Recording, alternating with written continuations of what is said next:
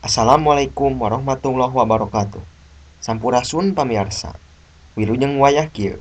Sim kuring aep nepangan pamirsa pikeun ngadugikeun warta sajorelan.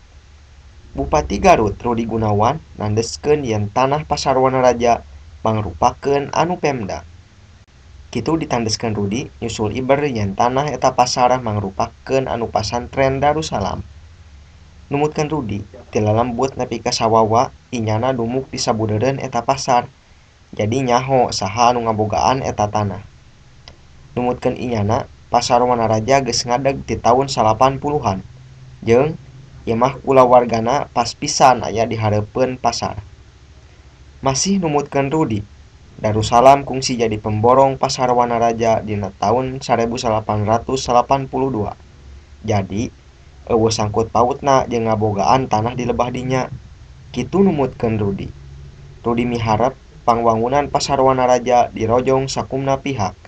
Sabab ku pangrojong sakumna pihak pangwangunan di daerah bisa ngaronjak. Sakitu warta anu kapihatur, urang tepang deui dina waktos anu sanes. Amit mundur amit mungkur. Wassalamualaikum warahmatullahi wabarakatuh.